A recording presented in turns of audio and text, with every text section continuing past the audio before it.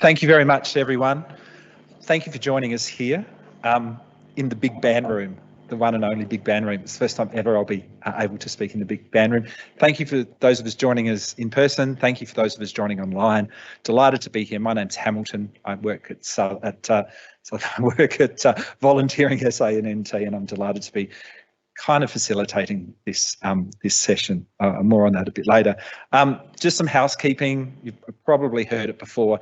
The doors that you came in on are the doors we need to X out if there is an emergency. The toilets are back through those doors at the end of the corridor as well. I would ask that you turn your mobile phones off as well, or just onto silent. Maple, the dog, is down here. Maple, the dog. So it is going to be distracting. We're working with dogs, and so I'm just asking everyone to focus forward because Maple is absolutely delightful. So thank you, Annette, for bringing her in. I'm going to try and keep the introduction very short and sweet. We're here to talk about student volunteering. It's something that I'm passionate about, but these people are far more passionate and know a lot more than me. So it's my role to just keep us on time, to introduce our speakers, hand it over, and make sure we finish on time because we've got a session, a plenary session at 4:30 as well.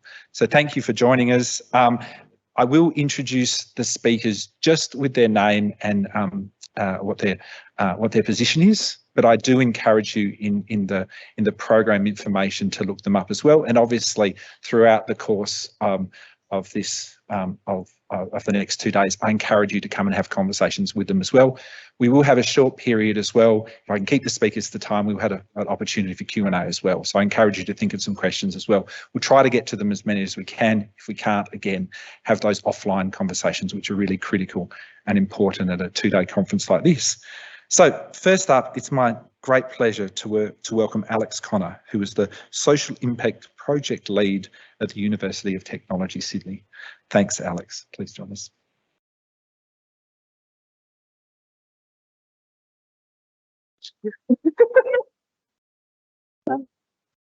Thank you. Break the awkwardness with a bit of applause. I just necessarily need it, but hi, good afternoon, everyone. I'm really honoured to be able to speak to you here today. I'd like to start by acknowledging the traditional custodians of the land we're gathering on, the Ngunnawal people, and I am from Gadigal land, so if I'm mispronouncing that, please correct me later because I would like to get that right, and acknowledge the Gambiri people and pay my respects to their elders past and present, and extend that respect to any First Nations people who are joining us here today. And also thanks to Volunteering Australia and Hamilton and everyone for kind of bringing us here together. It's really nice to be able to gather and have these conversations again, so it's really exciting. Before we kick off, my co-presenters have asked that we get a bit of a sense of who's in the room. So I know for us student volunteering, it's a pretty broad topic, and we were trying to get a sense of who's here. So just for a quick show of hands, who here is involved, who here works at universities? Who here works in high schools or with schools? Who's a volunteer involving organisation that works with students? Yep, that's the help, that's why we're here.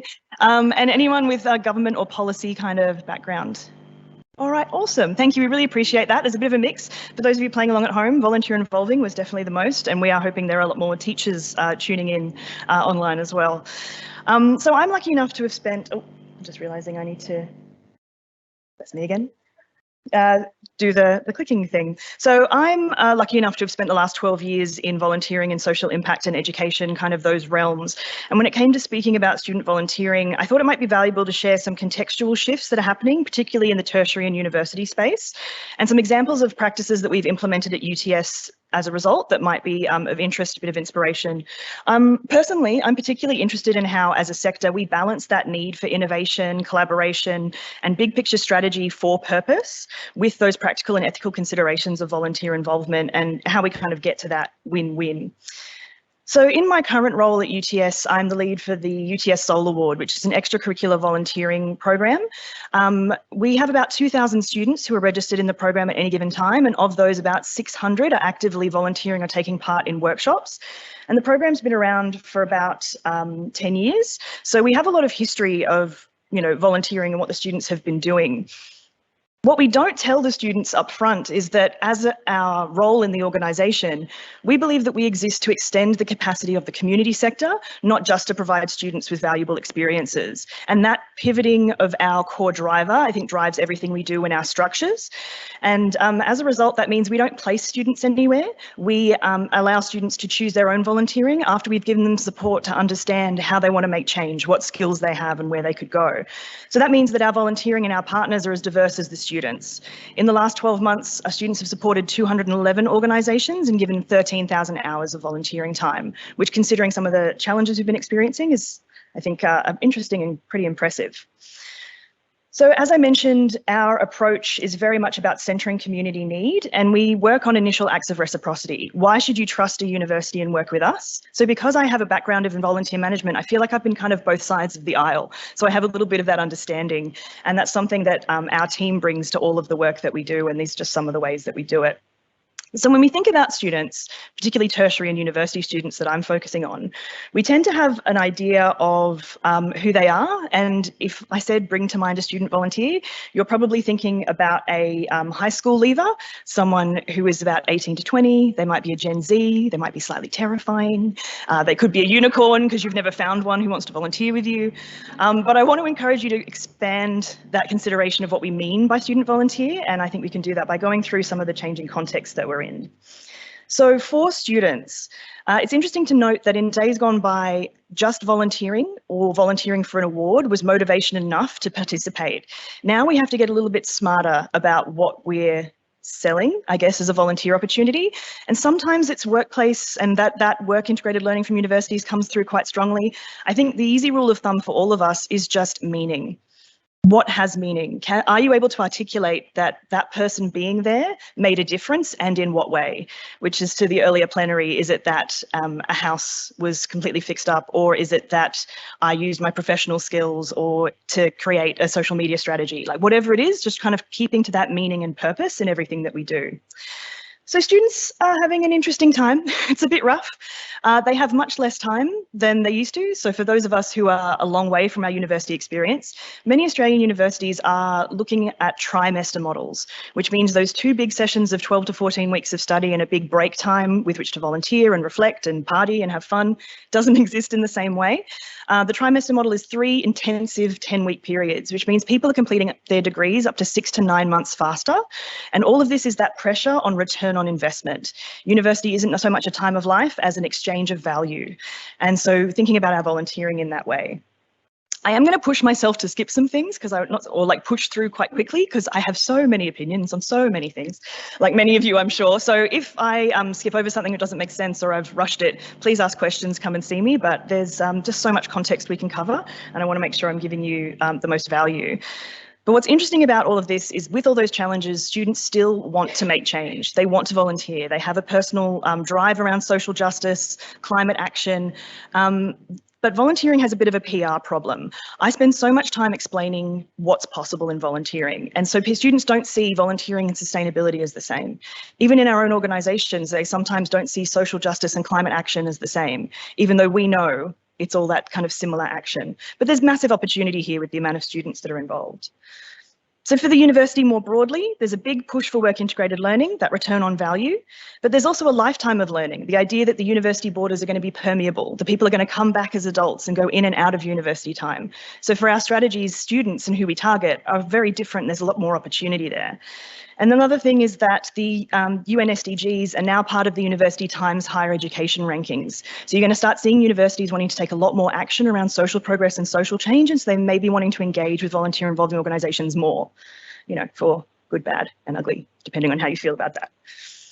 So when I think about students who are participating in our program particularly, I expand it out to think about students, if you're targeting and thinking about personas. International master's level students are very interested in volunteering. They want to understand the Australian context, and they do have experience to bring to bear, and they are from all over the world. They're not just one type of international student. There's final year transition students who have a lot of skills and they're trying to get those networks in that first job, so they're really keen. But also these professionals and career changers who are going to be coming through the system. We were just chatting to someone this morning in the volunteering, so who's got an MBA and is thinking about volunteering as part of her studies. So where's it kind of falling apart? Well, for volunteer involving institutions, I don't need to say it's been an interesting and rough few years, so we won't hammer on the statistics around that. But Seek Volunteer brought out a really interesting report last year about the kinds of volunteering that is available and how we're recovering from COVID. So there's still 15% down on available opportunities since 2019, but more interestingly, there's a 25% reduction in applications. So for some reason, what we're offering isn't cutting through or isn't people aren't able to take part. And it could be because of the kinds of volunteering that we're offering. Is it around the communication about how we tell our story of what we're doing? Or is it basic things around structure? So 36% of my student volunteers can't commit to more than 6 months, quite often out of kindness because they don't know what their schedule is going to be, and so they don't put themselves forward. 78% of available volunteer roles on Seek were 6 months or longer. So you can start to see where we're missing each other. So what were the disruptions to the norm? Obviously, the virus who shall not be named. Interesting things that have happened, everyone's burnt out, but also student confidence is very different. We used to be able to say, here are the issues, here's where you can find volunteering, go do, and it would happen. Now people need a bit more support and a bit more structure to take those first steps, particularly if they're not from a family background of volunteering and they don't have that pre-existing confidence. And these COVID disruptions that we knew were disruptions, these are the ones that are now permanent. The expectation for online volunteering, the opportunities for innovation, this is kind of our sector now, and we can lean into that as we wish. So I wanted to chat about what we're actually doing at UTS and some of the programs we've brought in to address these issues.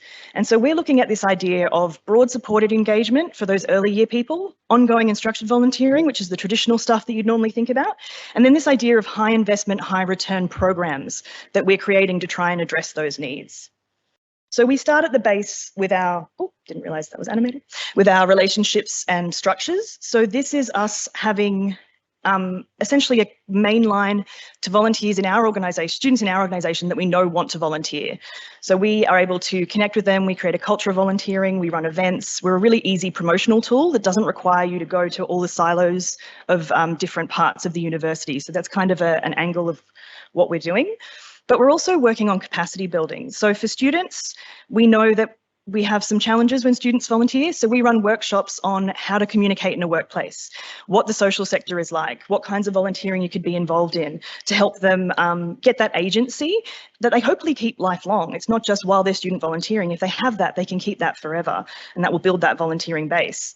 But we also work with the sector, so organisations can call on us if they have a project that they need, we can help scope it into a role. So for example, in the 2021 lockdown, OzHarvest gave us a ring because they had a previous relationship with us. They had to scale up their food relief services. They had a 400% increase in demand and they needed people to come and volunteer. They hadn't set up an emergency volunteering program yet, so they called us and said, can you help out? We took over recruitment, rostering, volunteer management for the first 6 weeks of that program. By that time, they were able to have their emergency volunteering up and running, and then we just handed everything back over. And from that phone call to boots on the ground was less than 72 hours because we had these structures. And what's interesting to me about that is how a university has this capacity and resource to use what we have as an enabler. And I think that's the same thing for corporates and the same things for, you know, other areas. I'm going to talk to me about that later because I will keep going. And then we started getting creative, recognizing that need for more support and take those first steps. We wanted to reach the unusual suspects, the people who don't think about volunteering. So the big issue, have a social impact project they run with universities, which is normally in class over 12 weeks, build a social enterprise. We kind of changed it up and thought, could we use these tools to engage people who wouldn't normally volunteer and address that PR problem? So we created this hackathon. Students came along for 2 days, they heard from people experiencing disadvantage and were given the challenge to create employment for people experiencing disadvantage.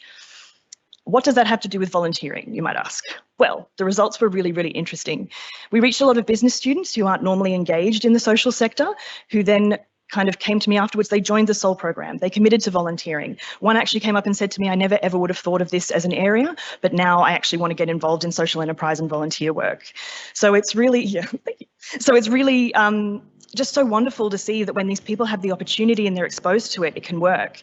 And the structures we put in place were that it was about social enterprise. It was about a competition. It was about getting access to faculty heads and really impressive people in the social sector. So I'm not above, getting them in with the exciting and then hitting them with the volunteering when it comes through it, because it's really, I think all of us really want the opportunity to take action, and we just need that support to take it. So we just try and create those opportunities where we can. But the other benefit was to the big issue. We paid for the use of their resources, and we employed 3 people who had experienced homelessness, which was actually directly aligned with their mission. Again, channeling those resources where we could. Then we got a larger investment. We went a little bit crazier. And we were looking at the sector and saying, volunteer managers have no time. Students have no time for long-term roles and want skill development. Organisations need more support, and students are taking part in industry projects through work integrated learning at every university in the country. But for some reason, the not-for-profit sector and volunteering aren't industry. We're not connecting to those roles. We're not connecting to those opportunities. And I know why, because quite often it's like, here, come take 14 students or come lecture for 3 hours. And you're like, this is no good to me. So we took an existing product, which is a product from Tracey, the Opportunity Accelerator, and said, how can this deliver social impact and value? So it's a guided online learning process about how to be a consultant. Students choose a 21st century skill to build and are given guided learning tools and supervision, then work to address an industry challenge. And what we did is we worked with Tracey, shifted what was in that model to make it NFP appropriate, and then went out to our partners and said, do you want to come and be a part of this? Give us a real challenge, something you really want to work on. And so what that meant was that volunteer managers could spend 4 or 5 hours of investment, not have to do the supervision themselves, and end up with a 125-hour research report, those things that are, you want to get to if you have time. And students actually got to do something that was real and meaningful and got used. So we're trying to think about these more creative ways to create volunteering experiences that weren't there before. And I'd encourage you to think about your volunteering strategies and where that fits, but also do it with your eyes wide open. Make sure you're working with an organisation that centres for purpose, centres community need, and that you're actually getting value. So a lot of our inspiration for our approach came from UTS Shopfront, which has been around for 25 years, who takes this approach and puts it into curriculum. And the lovely Maddie from our team in the front row is here from Shopfront as well. And they take final year students who work in things like management consultancy, socially responsive design, and they work under supervision of a lecturer. So again, you have that supportive person, and they produce a report work that is actually of use to your organisation. So I think when it comes to what you might want to implement or what might be of interest, try to see if you could possibly have a funnel. Can you have those broader opportunities and experiences to build connection? Is it worth doing like an in-depth project? And just keep center of mind what you want to get done.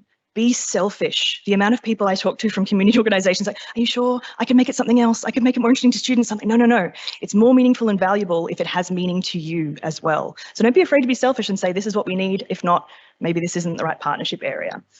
And the last thing I'd say is just try to remove those barriers. If you can provide transport costs, meal costs, all those little things, students really are struggling, and the more we can do to support them and bring them in, the better it is, or the easier it is to connect with them. So thank you for your patience while I hammered through that. If you'd like to connect, please get in touch, but I appreciate your time. Come chat to me, and yeah, look forward to hearing from the other speakers. Sorry. Wow, Alex, there was so much in that. So I really encourage you. No, it's so much in a great way. So I really encourage you to have chats afterwards. Ask them. We'll get time for a few questions. But really, Alex, thank you. That was so terrific. Michelle Gillard is our next speaker. Michelle is the program coordinator of peer programs at Western Sydney University. So please welcome Michelle.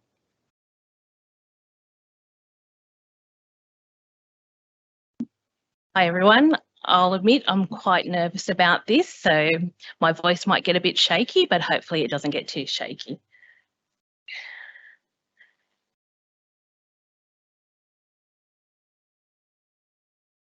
So I'm going to start the presentation by talking about, actually I'm going to talk to you about the fact that I could talk about this for hours and hours, to be honest, but we've got 15 minutes, so it's going to be a very short version of everything I want to talk about. So I'm going to definitely miss things, so please feel free to chat with me, and also contact me outside of here as well. I'm on LinkedIn.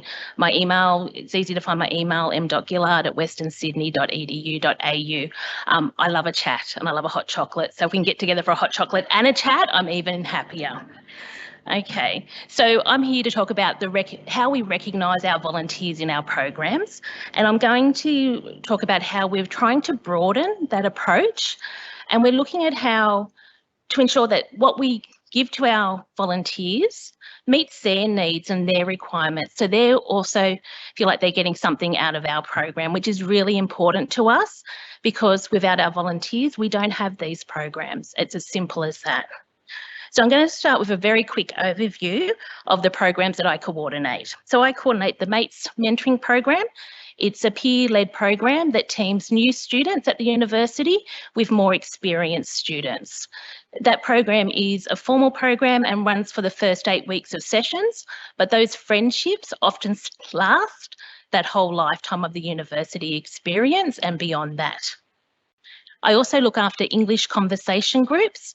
Again, that is a peer-led program, and it's a really safe space for our students, often from an international background, to practice conversational English. It's not formal, it's very relaxed, and it's a place where students can go, well, actually, you probably could say it this way, or what does this mean? We all have said things like, I said to some of our international students, we're going to go on a Macca's run, and I'm just going to chuck a Yui in the car. Had no idea what I was talking about. So we talk about those type of things to help them understand, I guess, the Australian language. I will mainly talk about the MATES mentoring program in this, but a lot of what we're doing in MATES is also mirrored in our English conversation groups.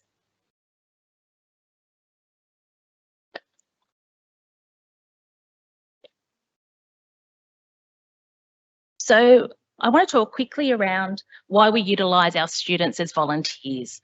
And there's a number of reasons. However, there's a few that consistently come up as a great benefit. We find that students are much more open with their peers. They can talk to staff who have more than likely been in their situation, but it doesn't feel real to them. But when they talk to their peers who have been in their shoes only a year or two before, it makes a big difference and they're more open and honest. Students are motivated by hearing other people's success stories, and not only the success stories, but also those hurdles that they've faced, what went wrong, but also how they fixed it. So those students can share that with them. And it's really important that by hearing your peers talk about what's happening, you normalise how you're feeling. And it's really great to do that. We also find that our volunteers are looking for those opportunities to be involved in the university community. And that's what we're all about in our programs, is forming a community for our students. And it's often a stepping stone to other employment, whether that be at the university or outside as well.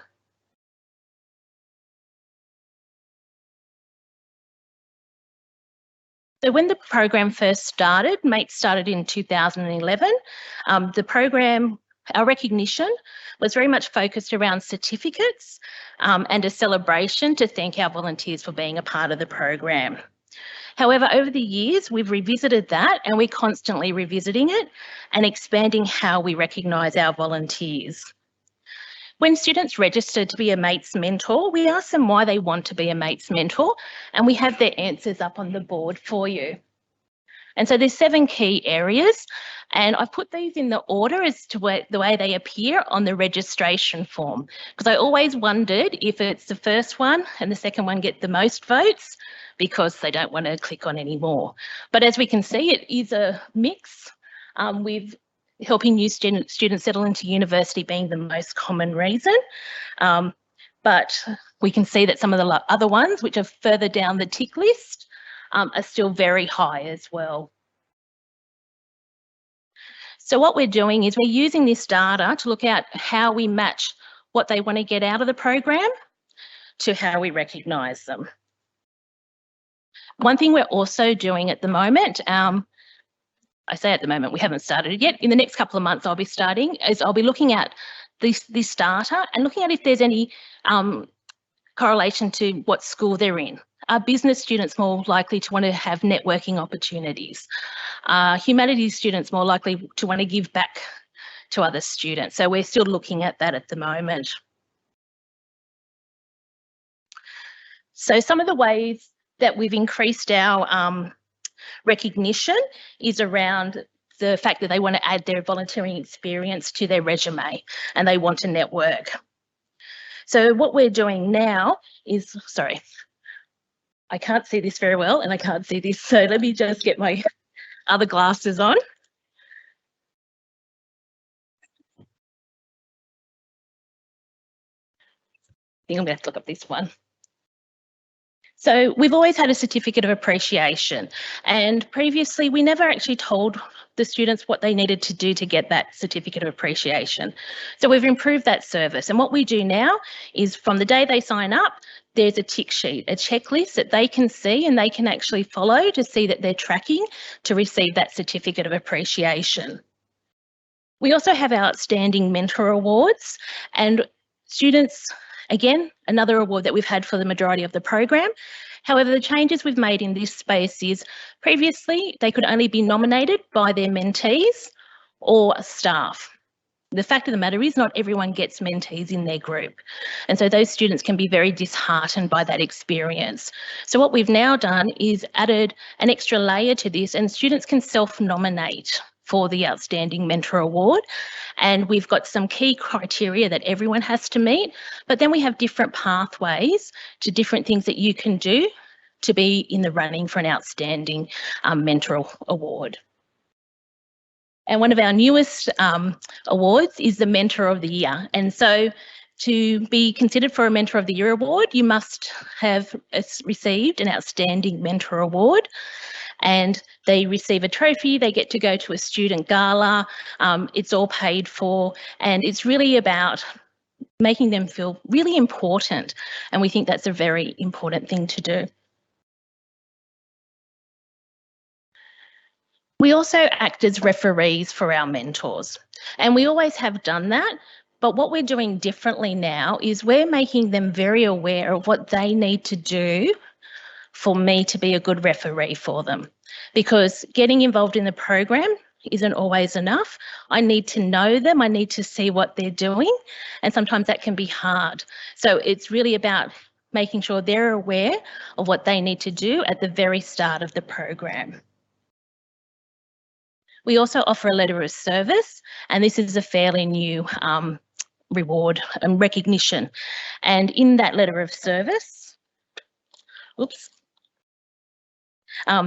this includes information around the training day, so what training they've completed, the skills that they've building as a mentor, the hours that they've volunteered, what a mate's mentor actually does, and also quotes from their mentees and staff, because there's no point getting feedback from mentees and staff if we don't share it with the students, with our volunteers. It's really important.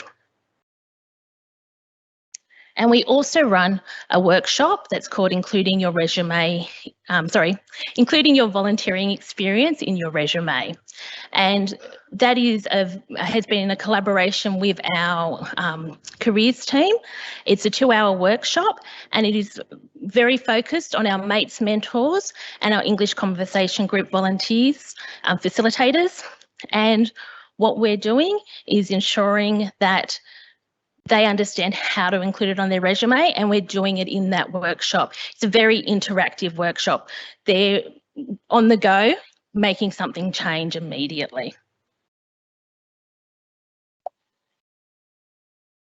We also have that students want to meet new people and make new friends. So again, we've expanded that as well. We previously had the core program, and that's what we focused on. Now we're interested in getting our mentors involved early and after the program and giving them other ways to meet people. And so that includes things like our beach safety days and our celebration. So some of the off-campus activities include a meet and greet before session starts, a picnic in the park with both mentors and our mentees. We also have our celebration, as we mentioned before, again recognising the performance of our volunteers, and also their mentees and their participants can come to that as well. And so they're there thanking them also.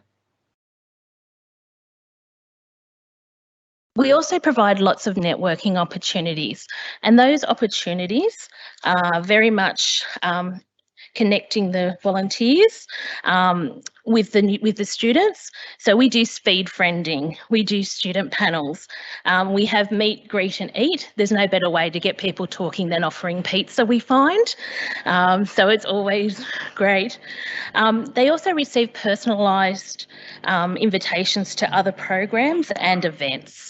So one of the great things is that our volunteers in our programs are recognised across the university as having a really great base of learning and training. And so when other opportunities come up, we're often called upon to share it with our volunteers.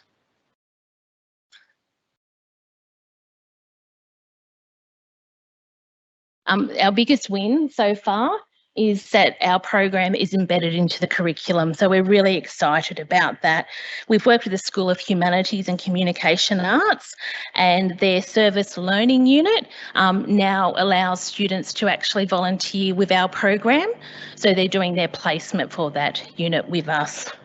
And all their assessments for that unit are related to their experience with us. We also have the teaching English to speakers of other languages. How am I going for time? Oh, good, cool. And so students who are completing their TESOL can include 10 hours of volunteering with our English conversation groups in their internship.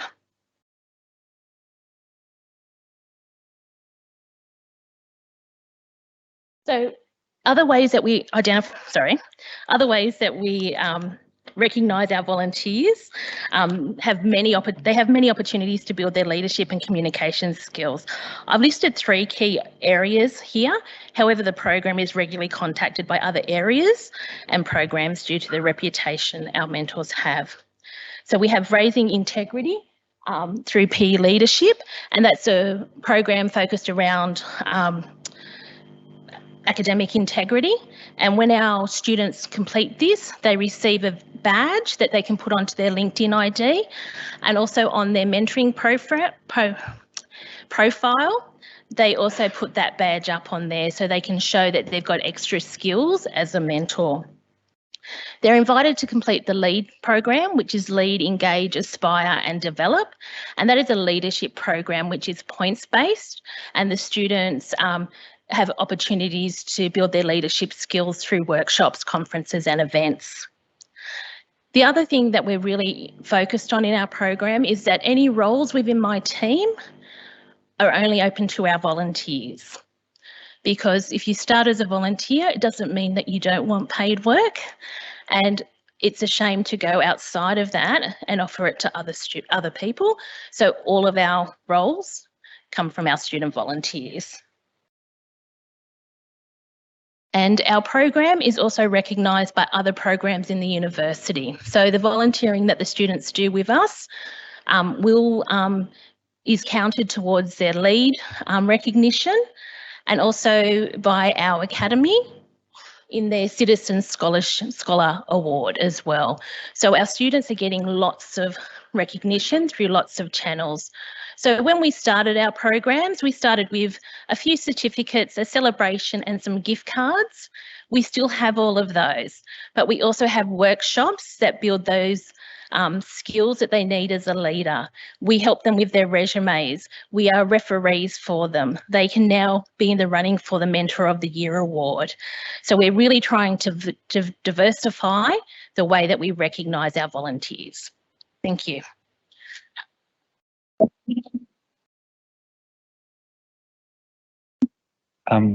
Thanks so much. Thanks so much, Michelle. Recognition, appreciation, celebration. It's fabulous. No pressure on our final 2 speakers. They're the first 2 have gone absolutely to time. So just throwing that out there. I'll welcome Heidi Unferdorben, who's the Senior Policy and Projects Officer with the Department of Education in South Australia. And following Heidi will be Tracey Wallace, who's the Service Learning Coordinator. I think I got that right, at Scotch College in South Australia. So over to Heidi, please welcome her. Hello everyone, it's a great pleasure to be here today and to talk about a real passion of mine, and that's school students volunteering. So these are our littlies, like you know, from preschool, 4-year-olds, 3-year-olds. Why not get them involved? We can all do it, and that's one of the wonderful things about volunteering. So Tracey's going to come up in about 6 minutes, and she's going to show you some of the wonderful resources we've developed. But what I want to do is really highlight to you all what South Australia is doing in order to support children and young people to volunteer, but particularly as part of their school curriculum. And as we know, the future is now, because I know that that I've seen a real change in how things have progressed since the 2016 National Volunteer Conference, which I attended here in Canberra, and some of you may have been here too, when I met a very inspirational keynote speaker, Associate Professor Thomas Nielsen, who spoke about the curriculum of giving. I don't know if anyone else was here, but and this is why national conferences are so important, because that actually inspired in me and others who were here from South Australia the drive and the passion to support school teachers and other educators to implement volunteering opportunities for young people. Now, we know that there's lots of benefits to volunteering, and we talk about it all the time. Now, those benefits are at any age. So I'll just quickly run through with you what some of those benefits are for our school students. It provides an opportunity for long-term community and individual improvement. It empowers children and young people to shape their future. It provides healthy connections with positive role models. It helps develop general capabilities which are part of the Australian curriculum. They're the capabilities that all children and young people should leave school with, and they're the things like, ethical understanding, intercultural understanding, not just maths and English. It provides positive mental health and wellbeing. And when I heard Thomas Nielsen speak in 2016 at this conference, that's what he said. He said, I want to propose to you that there's a solution for wellbeing and mental health that's out there, and that is giving, volunteering. And I just thought, what a powerful statement, but there's a lot of research behind that. And with the growth of mental health issues within our community, I thought, my gosh, we have to do something about this. We have to provide these opportunities for the giving, for young people to give and to think more than just their little worlds. It also is very inclusive, provides participation and social cohesion, skill development, jobs, all those things. And it's so transformational in the way it creates a chemical cocktail for flourishing.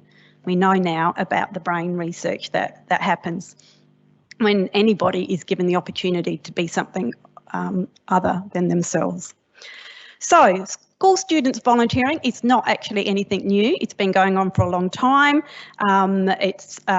But what we've found over the past 10 or so years is that the opportunities for young people have been reduced due to risk management, and for a lot of the BIOs in the audience today and online, you probably have a policy that says we don't have under 18-year-olds in our organisation. No, you can't. We can't do it. But I'm here to tell you today that you can.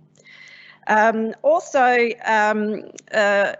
lots of things around in the curriculum around civics and citizenship, or children and young people have a right to learn about civics and citizenship, and volunteering is a great way to do that. And here's just some of our young primary school students. In South Australia, we have the Governor's Civics Awards for schools that only started a couple of years ago, actually 4 years ago, and that's one way that our governor in South Australia is implementing their belief that children and young people can contribute to our society.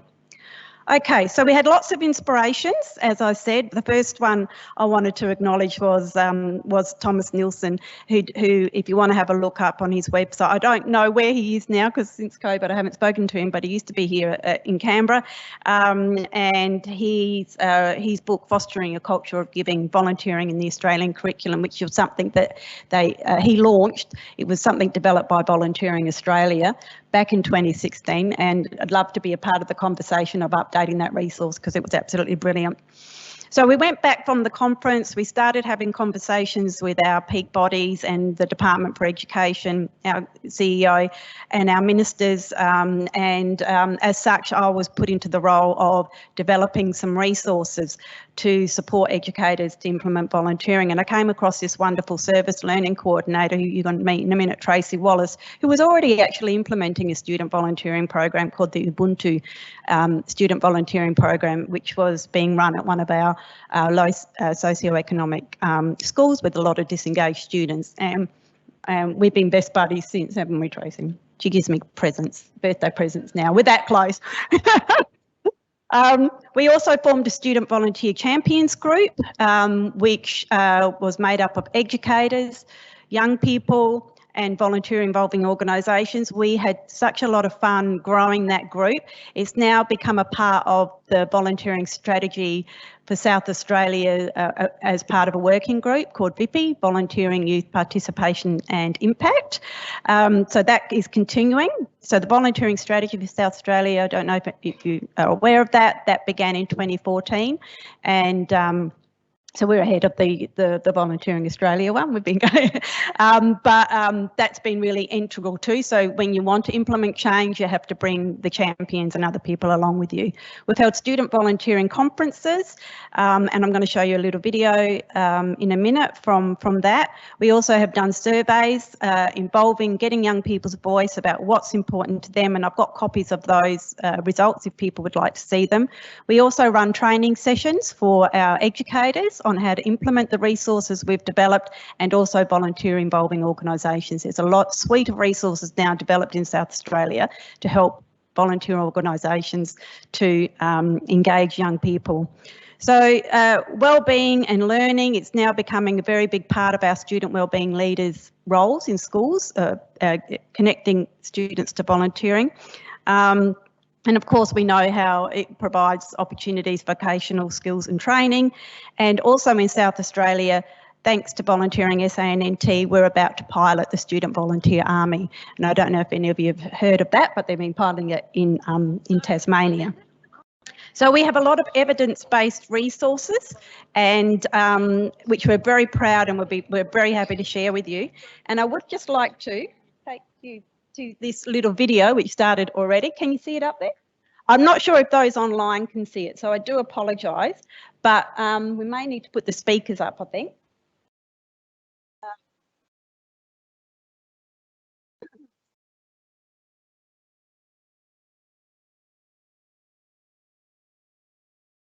All right, you may not hear it, but it only goes for a minute, but this is the voice of young people when we held our Young Changemakers conference, how volunteering creates ethical leaders.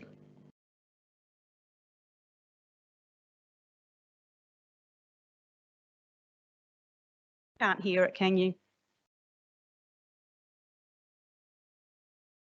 Yeah. Oh, I'll make sure you'll get a link to it. You hear the young people talking about purpose, why volunteering is so great for them, and all that kind. Yeah, and we have, I know, that's right. So I'm going to hand over to Tracey now, who's going to share with you some resources which you can access yourselves that are available publicly. Over to Tracey, thank you.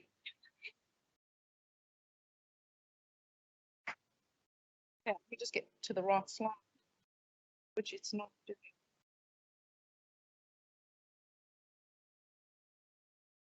Should I just hit in? Oh, I won't play. No, he's actually gone. Streaming. He's gone home. Even if you just go on to the PowerPoint. Maybe just go to the PowerPoint. Just go that back up.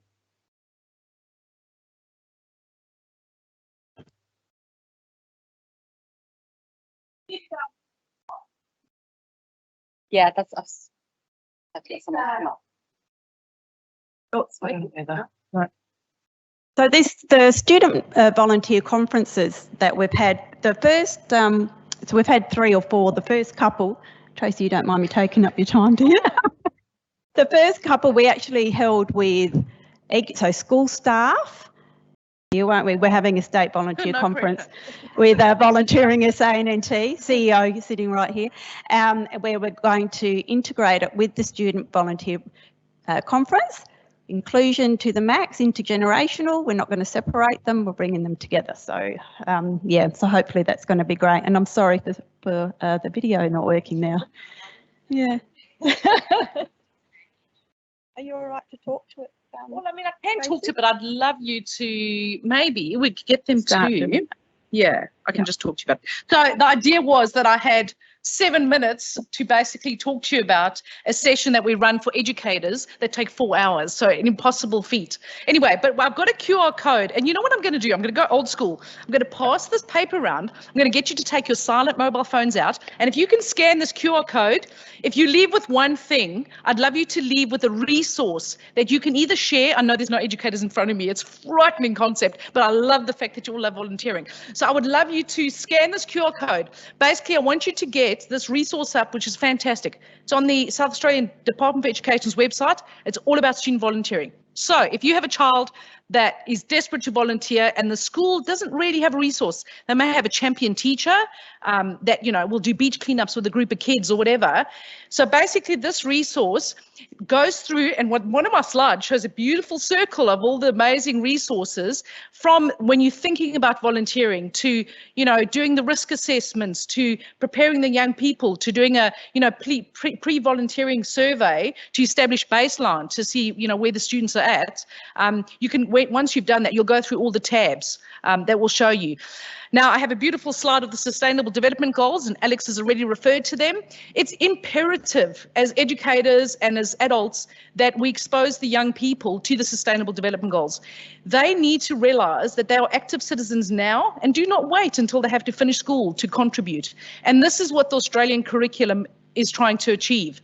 So what we've got is for a quick snapshot, the Australian curriculum is basically 3-dimensional. You've got your learning areas, which you would know as your subjects, you know, and then you've got general capabilities, which are really important, where you're developing critical and creative thinking, you know, personal, social capability.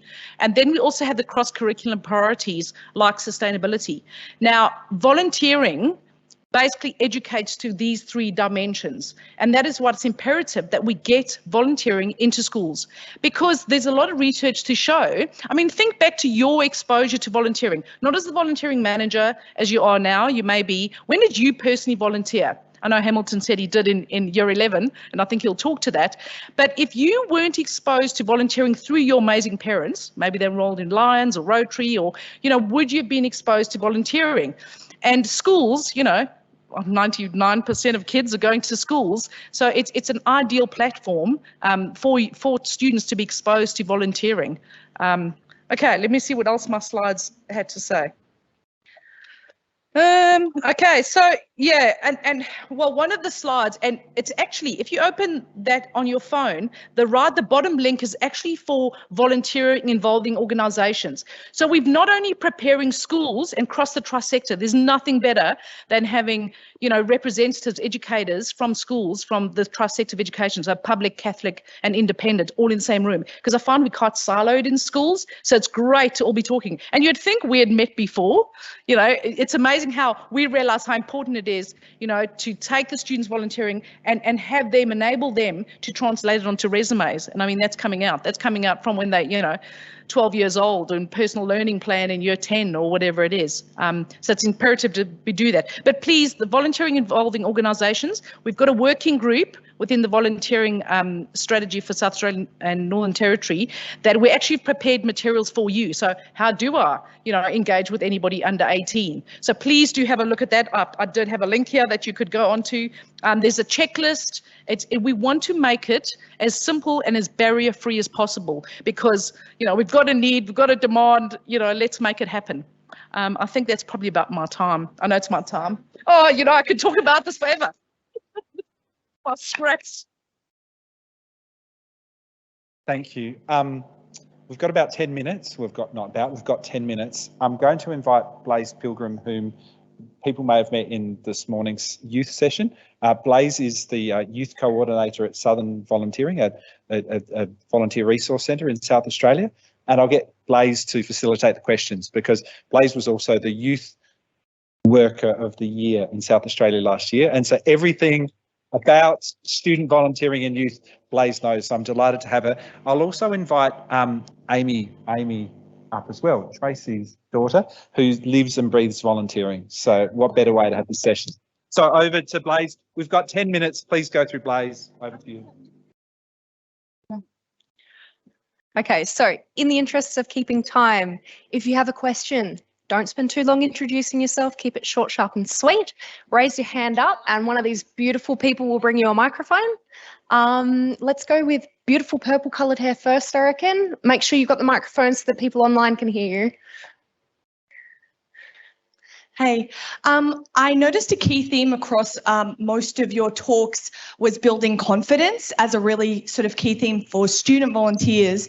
Do you have any tips and tricks for organisations that involve volunteers of how they can build the confidence of students to volunteer, or support students who are already volunteering with them to build that confidence? Any tips or tricks? Number one thing is be nice to them. Yes! And remember, they're only children, and, you know, they're really keen and eager to help, but be nice and, you know, treat them like your own children. And honestly, that's the most important thing. And if you don't, the effects of volunteering will be zilch. They won't want to come back. Yeah, so that's my tip. Is this hello? I think it's so interesting, because I think sometimes it's the structures you put in place. So can you have people volunteer in pairs? Can you hire a couple of people at the same time? Can they go out as a group? Can you make it playful? So with their first volunteering event with you, is it like a fun gamified kind of day? And then at the end, you're like, okay, and here are the other ways that you can get involved. Can you make it clear to them that, wow, I've been, you know, I quite often say, I'm really old and I've been in the sector for a really long time. Please don't ask me about Discord. I don't know what I'm doing. Can you run a Discord server for us? Can you like really making them see that you have value and you belong here? And even little things, if you're bringing them into the organisation, invite them to chat to you at lunch. Like, talk to them about who they are as people, because I think that they're, you know, like all of us first time in a workplace, they're terrified. So all those little things I think can help. The only thing I'd like to add to that is celebrate their skills. So encourage them in that manner. Everyone you speak to has a skill or a knowledge that you can really shout out and give praise for. Fantastic. Okay, who else had a question? Alrighty, go for it. Hello, I'm Julia from the Smith family. I particularly wanted to ask questions of our two universities. It came up this morning in the youth volunteering that sometimes not using the word volunteer can be really valuable in engaging young people. Do you find that particularly in the university setting at UNSW, you call them mentors rather than volunteers? Do you find that has a bigger impact? Do you find any other words people, I guess, can relate to more than the word volunteer? Oh, that's a really good question. And to be honest, I haven't given it a lot of thought, but we definitely do talk about mentoring rather than volunteering. And we also talk about, when I'm talking about it, I talk about the time they're donated to us. And I think that's a really good way to show that you appreciate it. Like, you're making a donation to us in your time. So. Can I suggest that we ask the youngest member of the panel their thoughts as well? Because this is unusual in that we actually have student representation here. I'm just saying, next conference there should be a few more students involved in this. But what do you think, Amy? Well, I don't think it has a huge effect, but like some people do associate the word volunteer with like a really long-term commitment, or like donating money or something along those lines, less so than getting involved in something that you care about and are passionate about. So yeah. Good answer. Just to echo Avi's sentiment, we had a group of students who they run a society, so a lot of society and clubs-based volunteering. Yeah, you're nodding, you're like, yeah. And they came to us and they said, we are communication students, we do journalism, we do design, we do social media, we'd love to support not-for-profits. And we've got not-for-profits coming to us all the time saying we need these skills and we can't manage them in-house because we don't have that skill ourselves. So I can't manage someone in a skill that I don't have. And so these students were like, can you connect us? I'm like, oh, so you want to volunteer with not-for-profits? No, we want to work for them and provide our skills. And I'm like, okay. So we ended up, we're calling it like the pilot project, and they're owning it and they're calling it what they call it. But I definitely agree that the word volunteering has that PR problem. Yeah, a couple of stigmas. Okay, we have probably got time for 1 or 2 questions. Has anyone else got anything burning that they'd like to ask our panel or our representative student today? Alrighty, up at the back, brown hair. Just wait for the microphone to get to you.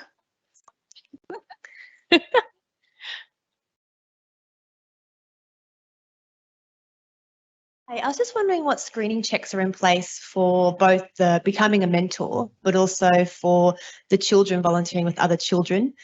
We have a lot of red tape to go through, especially children working with children. So I'm kind of wondering how you mitigate all of those required steps that go around it and how you screen mentors to be placed with other people as well.